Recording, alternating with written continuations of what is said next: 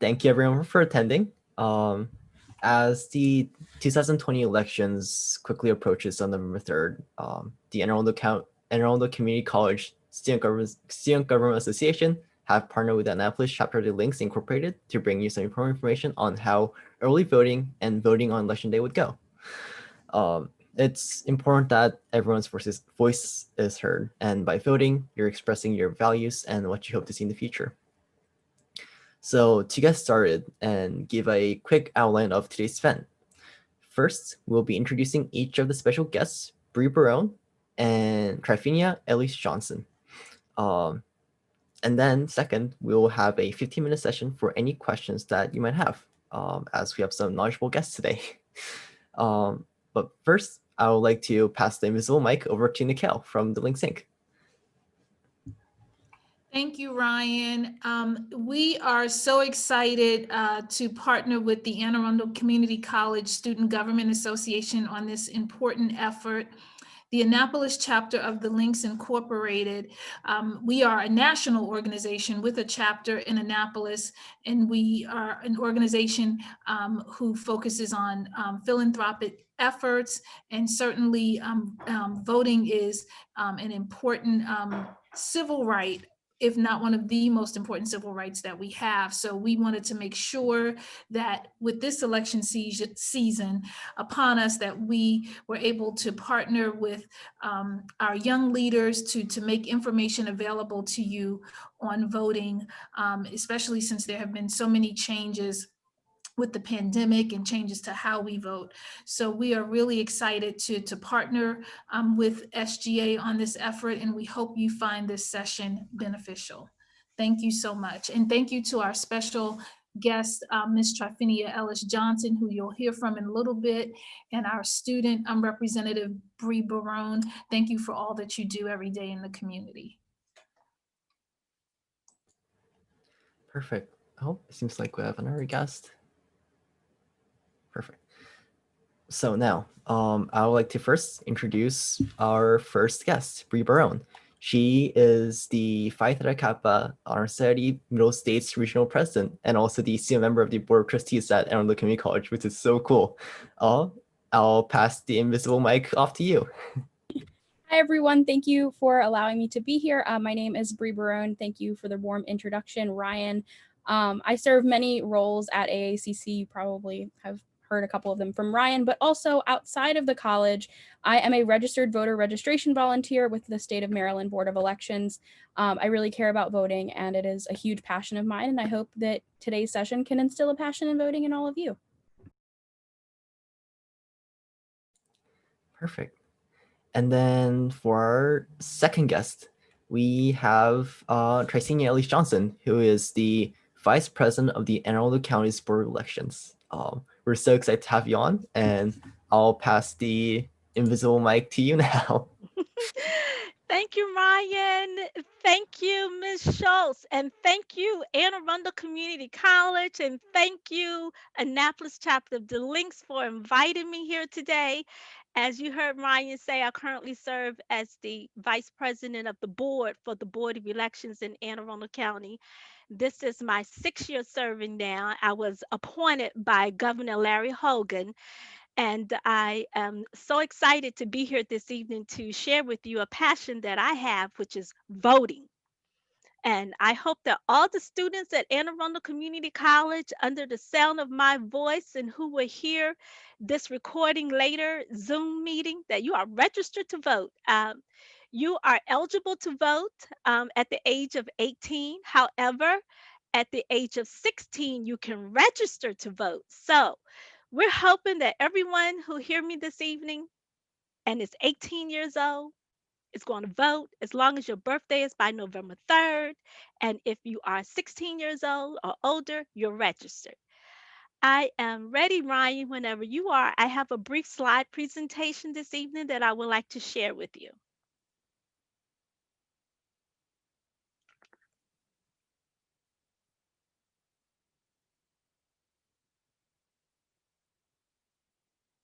So, as you say, you can see the Annapolis chapter of the Links and Voter Education Information Session, October 22nd. And I am glad to be here with Anne Arundel Community College Student Government Association.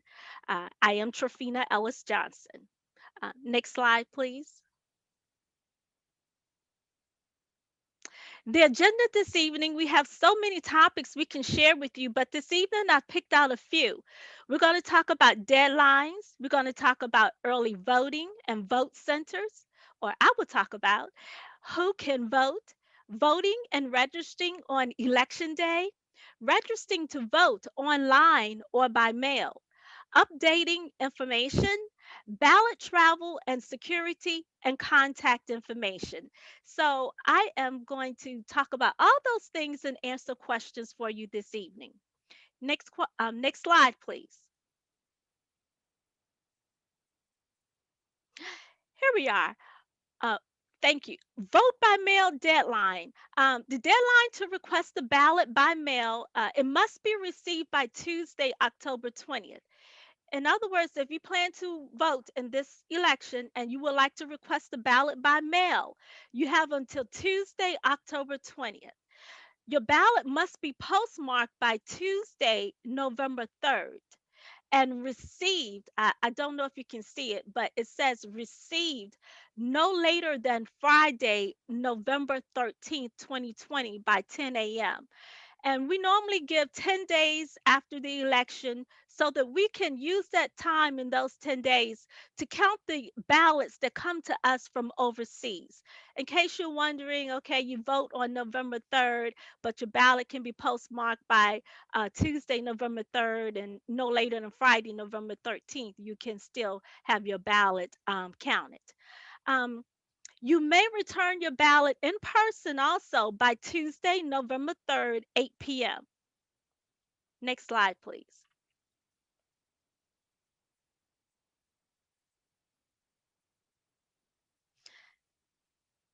Okay, so here's some more deadlines for you. If a voter did not meet the 13th, October 13th deadline, which has just passed, to vote on November 3rd, here's what we can do.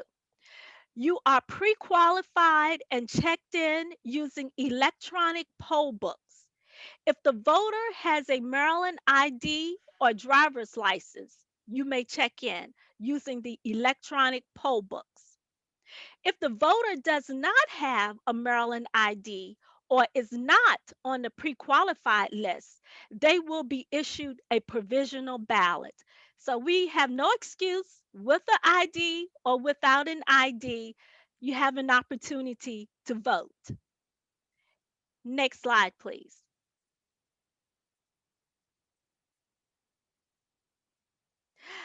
Early voting. As we know, early voting, well, I think we know, I hope we know, early voting starts on Monday, October 26th until Monday, November 2nd. The polls and the vote centers, excuse me, are open at 7 a.m. to 8 p.m. and also the ballot drop boxes are available. Now, you may also drop your ballot in the ballot drop boxes now. Who can vote? Who can vote? I think we just talked about that. A person who is registered to vote, and if you are 18 years old by November 3rd, you are eligible to vote. Next slide, please. So, I also want to share with you felon voting rights.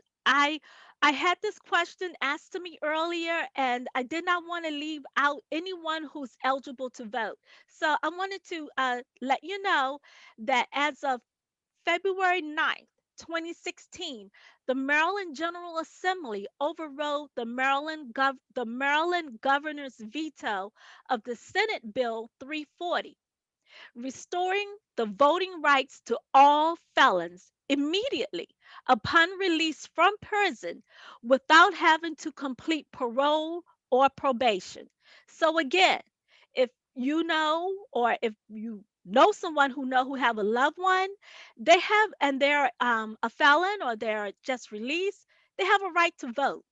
So please share this information with them that immediately upon release from prison without having to complete parole or probation, they have a right to vote. Also, I would like to add if they are serving a house arrest or if they are on house arrest, they have the right to vote by an absentee ballot. So we're trying to cover all areas and not leave anyone out with an opportunity to vote. Next slide, please.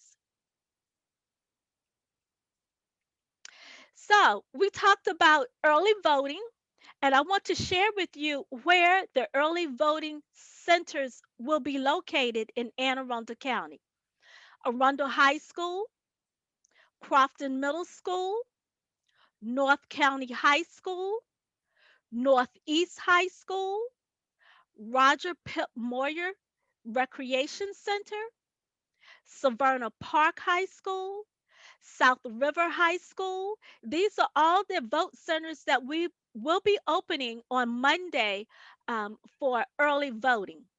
And we do have 32 ballot boxes located within Anne Arundel County that you can also drop your ballot in the ballot drop box. Next slide, please. Okay. So, if voting, if you are military or living overseas, if you know someone or if you are military, and this is why we have the 10-day extension for votes and ballots to be returned at least by November 13th, because of overseas voting. You must be you register if you are registered to vote in Maryland, if your last or current address was in Maryland. Vote Maryland's on-D voter registration system, ALVR. Complete a federal post office application. Voting if you are military or living overseas. These are your options. You may register to vote in Maryland if your last or current address was in Maryland. You may vote Maryland's online voter registration system, which we call ALVR, or you may complete a federal post office application. And those are your choices if you are military or living overseas. You see, we leave no one out. Next slide, please.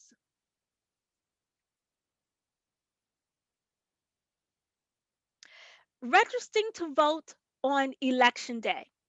Now, you may register to vote on election day with approved documentation of residence. And I would like to share with you some of those documentations that are required if you're going to register to vote on election day. You may register to vote on election day with a Maryland license, ID card, change of address card, a paycheck, a bank statement, a utility bill, or other government ID with your name and new address. And you should receive a voter notification card in 3 weeks. And that's one of the reasons why we cut off registering to vote, is to give you that 3 week window so that you can register to vote. And then you may also receive your voter notification card and be set up in our system. Then we open it up again on election day so that you may register to vote on election day. Next slide, please.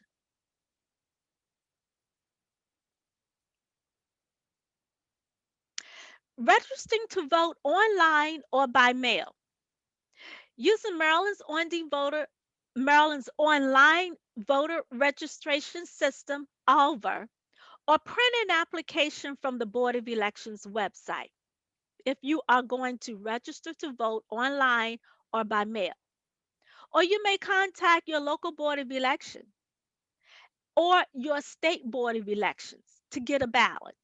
And the information that you will need to have to complete that, you will need a Maryland's license, a Maryland ID card, or if you do not have that, you may use the last 4 digits of your social. But please, please remember to sign the application. If your application is not signed, it will hold up the process of you receiving the information requested. So please remember to sign the application. Next slide, please.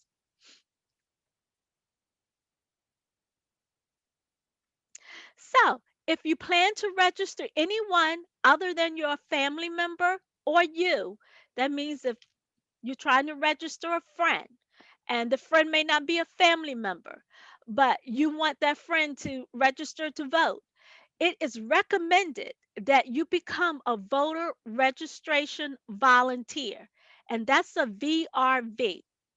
It is a training, and the training takes about 40 minutes, depending on how large the audience is. And at that training, you will receive a voter registration volunteer card from your trainer upon completion. And then you will be able to assist other voters in filling out their ballot or their voter registration um, application. So it's recommended that you become a voter registration volunteer. I also teach those classes. You may contact the Board of Elections for details, or if you like me to come out and present a voter registration volunteer training class, I'll be happy to do that, and I can do that online. Um, Next slide, please.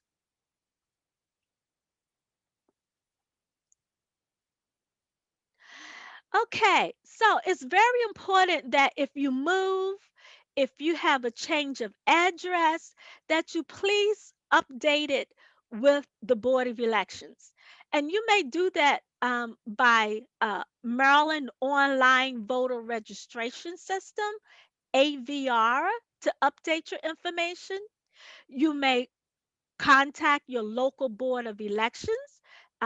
There is a website we have. You may go online and there's an opportunity to update your information, your address and name. A change of address at MVA, you may go there and update your name and address. Voter registration application. A part at the bottom of the voter registration application that allows you to update your address or name. For the 2020 presidential general election, you can update your address during early voting with an election official also. So we have many opportunities for you to update your information. We don't want you not to receive your ballot during the time of election. Next slide, please.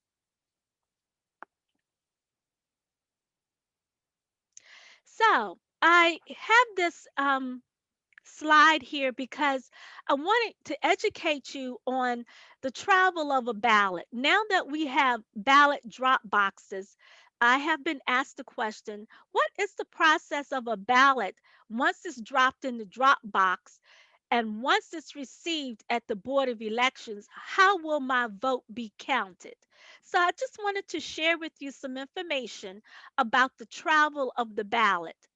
The ballots are picked up from the drop boxes twice daily by a bipartisan team of Board of Elections employees. When I say bipartisan team, I mean there is a Democrat and there's a Republican always working together at the Board of Elections as a bipartisan team. The employees will keep count of the ballots removed from the drop boxes, and the ballots will be checked in when the ballots are returned to the Board of Elections. So hopefully that'll give you some clue as to what happened to these ballots once they're put in the drop box and how does it get counted. Next slide, please.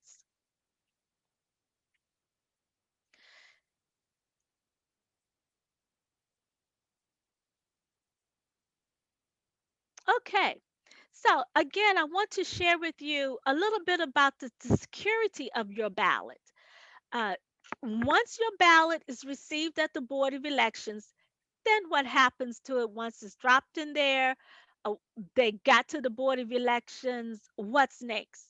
Okay, your ballot then will be check by bipartisan pair, visit the drop boxes twice a day. I said that. And then a care, custody, and control form is completed by the bipartisan team. That's a Board of Elections employee process. And then there's a tamper tape and a seal numbers that are verified. In other words, these tamper tapes and seal numbers are locked.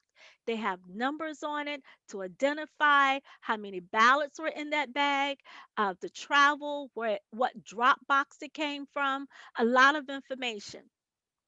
And then ballots are transferred to a blue ballot transfer bin. And then a new tamper tape is used for the next bin. And then it's verified at the board with the care, custody, and control form that the bipartisan team completed. And then the information is checked into Maryland voters upon removal from the bin. It's checked in. That means that they have checked in the fact that you have casted a ballot. Next slide, please.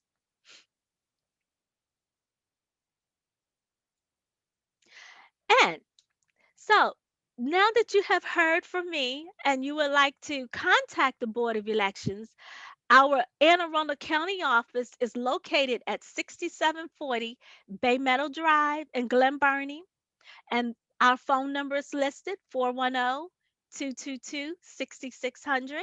And their website, you can visit Anne Arundel County Board of Elections or www.vote.org. And then we have the State Board of Elections, which is located at 151 West Street, Suite 200 in Annapolis, Maryland. So again, you see my sign there. It says vote. Your vote is your voice. So please remember to cast your ballot. If you're 18, tell your friends, your family, your community, everyone that you can think of. It's voting season. And that concludes my presentation for this evening. And oh, before I leave, if you don't mind, I would just like to share with you some statistics. And I just want to let you know, as a board member, I hear these statistics on a daily basis. And today we have board meetings daily now because we're in the election and we're canvassing ballots. So we have today, the Board of Elections have mailed out 159,791 ballots just in Anne Arundel County. To give you an idea of how many ballots are we mailing out, 159,781 ballots. And then we have returned that have been picked up from the drop boxes. We have returned or received of those we mailed out 81,811 ballots. So you see, we're very busy counting ballots. And then we still have out there, and this is what the Board of Elections, we need these back. We still have 77,980 ballots that need to be returned. 77,980 ballots are still circulating in Anne Arundel County. And that gives us a percentage. We have received 51% of our ballots as of today. So we're still looking for another 49% of our ballots to come back. And the Board of Elections and staff, they work very hard. They scan anywhere sometimes up to 7 to 8,000 ballots a day in our high-speed scanner. Um, just wanted to share with you some statistics about how many ballots we mail out. Many of you may not know that, but those are statistics that I hear on a daily basis as a board member. And that information is also on our website. That concludes my presentation for this evening. Again, I thank you for inviting me. I always enjoy speaking to anyone I can about voting. So please remember to vote. Thank you. Thank you. Oh, that was such a great presentation, and oh, that was so helpful. I think this is my first time voting too, so that helped me a lot.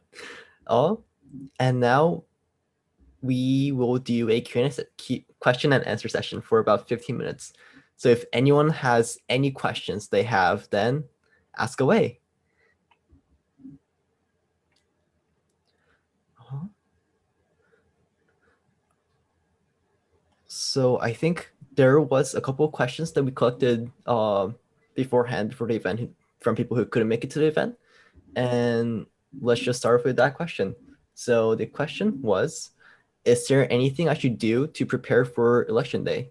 Because election day, outside of early voting, election day is just one day during a certain time period. So is there anything that I should do to prepare for it? You directing a question to me? Uh, Anyone can, Bree or Trafir, one of you can answer. I'll let one of the students take a stab and then I'll follow up. Okay, I'll go ahead and take a stab at it again. Hi, everyone. My name is Bree Barone. I'm a student here at the college, as well as a voter registration volunteer with the Board of Elections.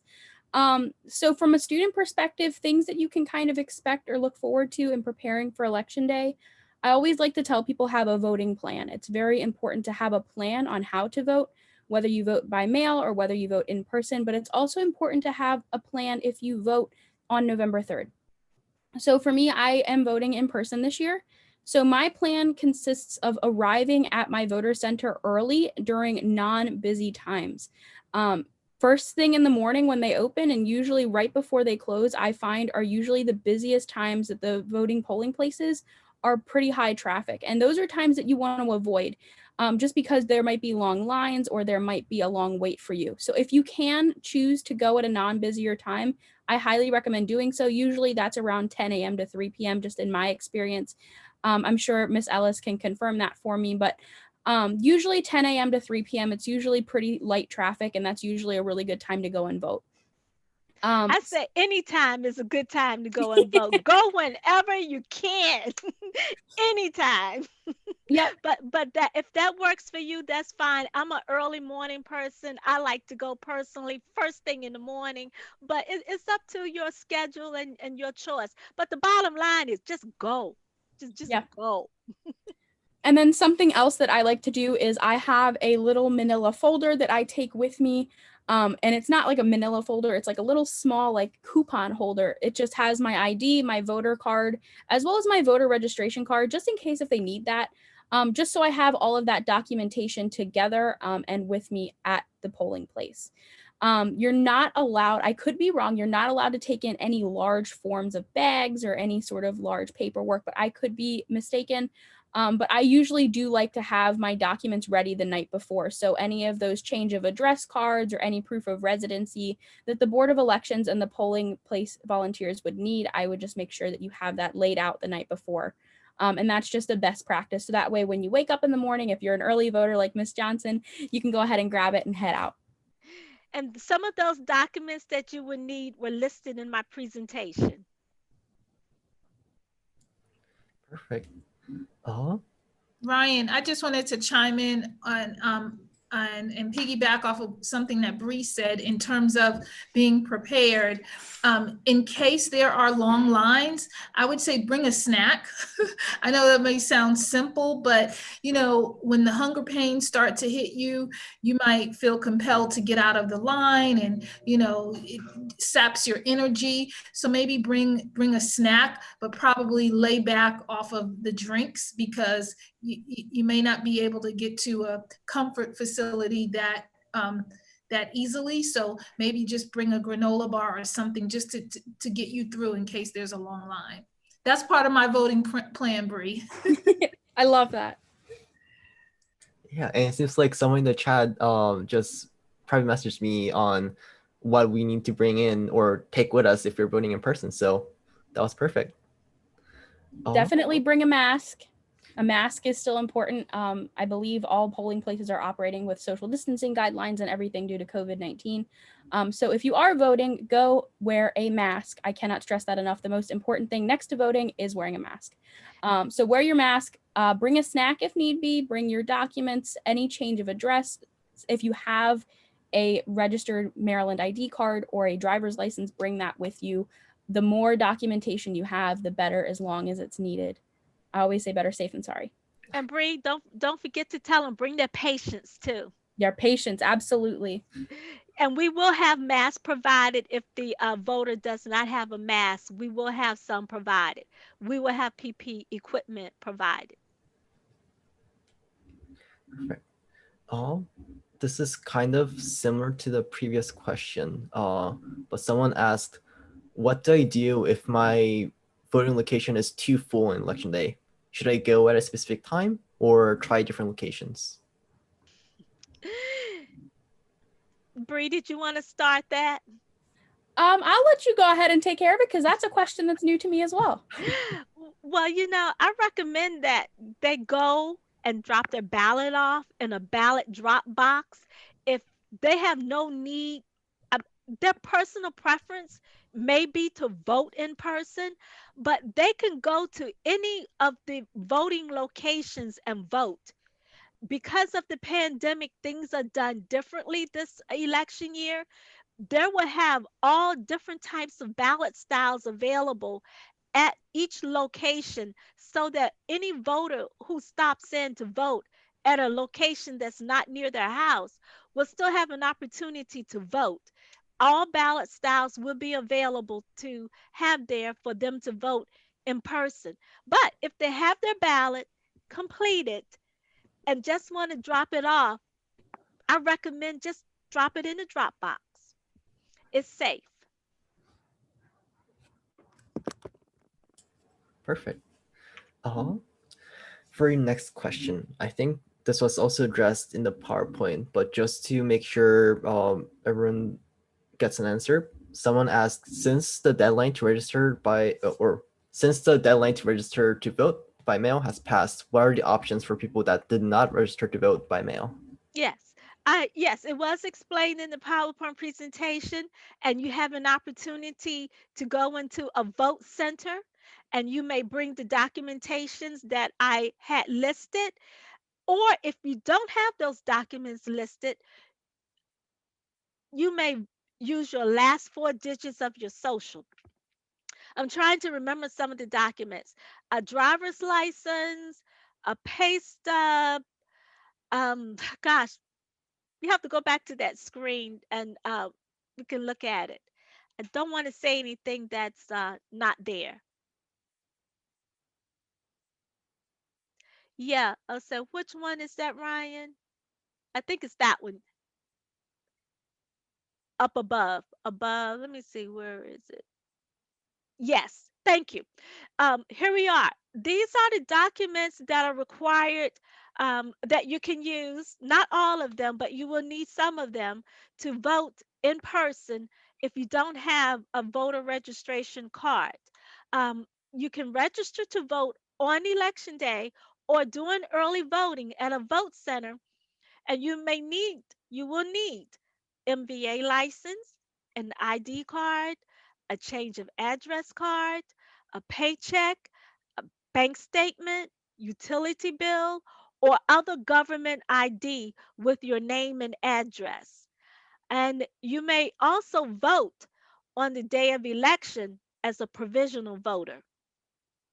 But these are the items that you would need. Thank you, Ryan. No problem. That's great. And it seems like we have another question in the chat. So this question is, can a person have a company stand next to them, or a relative or family member stand next to them for in-person voting for translation purposes?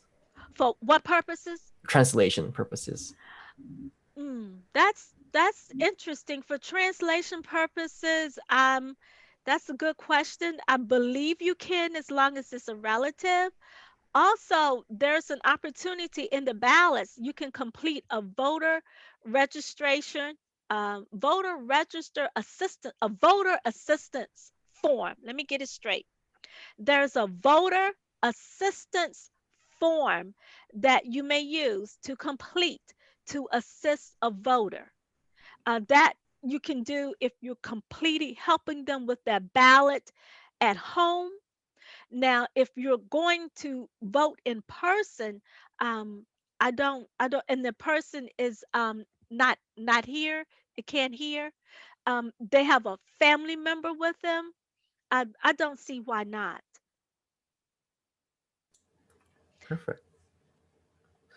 And then there was another question that was asked in advance, and this was, how is mail-in voting going to work? So for those that request the mail-in ballot, I think this person just wanted to know when they get the ballot, how do they fill it out, or if there's anything that should know about it. Bree, go ahead, take that one. You got it. It's a common question a lot of Yes. people ask. Normally they get the ballot, it's in their hands, they open their mailbox and they're like, okay, cool, it's here. What do I do? So you want to make sure that you fill out your ballot, your actual ballot, not the specimen ballot. You can mark that up as much as you want, but your actual ballot, you want to make sure you're marking that with a black pen, a black ink pen. I cannot stress that enough. You will open your ballot. You will go ahead and mark who your candidates are, your selections, in a black pen.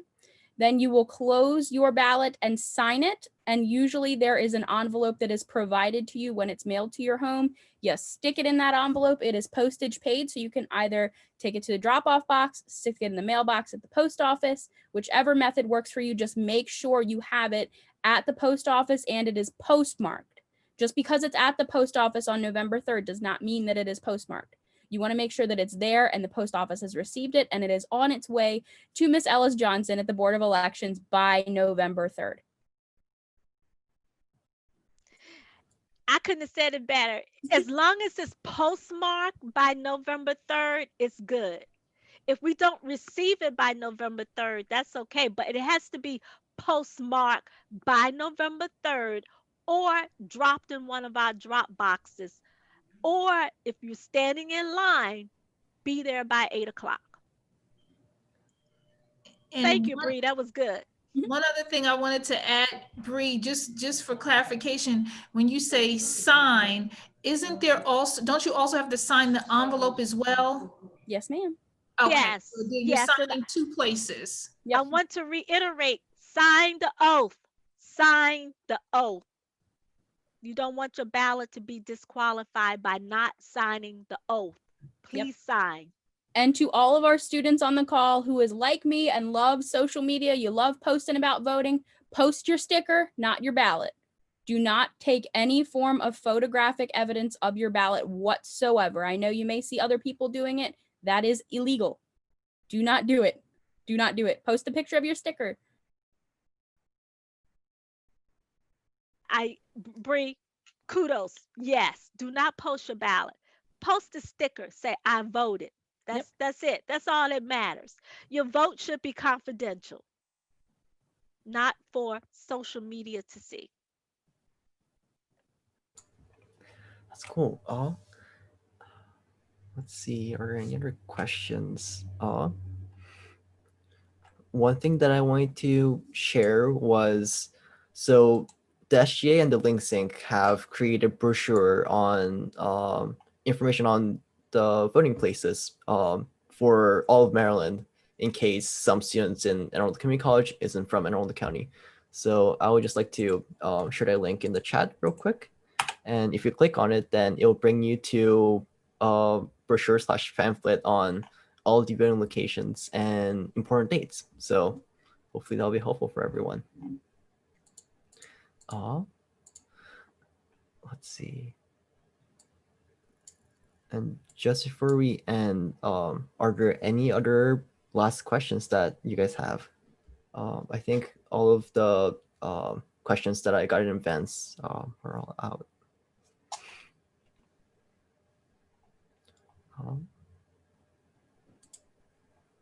And Bree, I wanted to say one more thing. You tell your friends if they're at least 16 years old, they're eligible to work at the Board of Elections during election as an election judge, and you get paid. It's Election pocket judges money. are needed. Yes, they're needed. And Miss Ellis Johnson, where can they go? Are they still accepting applications for election judges? You know, the Board of Elections has a website, and they're taking applications on the website. But at this moment, you may want to just pick up the phone and give them a call to see if the application is, the process, because it is getting a little late and there is training involved. So you may want to check to see when the cutoffs, dates, times for the election judge training is. And Victory asks in the chat, how many days is it for working as an election judge? So as she mentioned, there is training that you have to complete. So you will probably have a day or two of training to do before you actually vote and handle Paid election. training. Yep. Paid training. And the day of working, and then there are some opportunities at the vote centers the day of election. But the Board of Elections will work you into a schedule.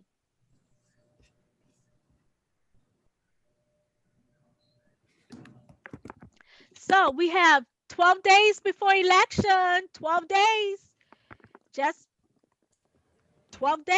That will go by fast. Yes. And it seems like Bree just sent the link in chat for more information on becoming election judge. So Thank you. That is a link to the application on the Anne Arundel County website, Yes. and it's through Google Forms. So that is how you would go ahead and apply. But I would go ahead, fill out that application, and then just call and just see if they're taking anybody. Correct. Go, Bree. Go, girl. oh, man. And if there aren't any more questions, then I think we can start winding down the event. So, first, I want to thank everyone for joining our forum tonight. And as a reminder, early voting starts next week on October 26th until November 2nd, and Election Day is on November 3rd.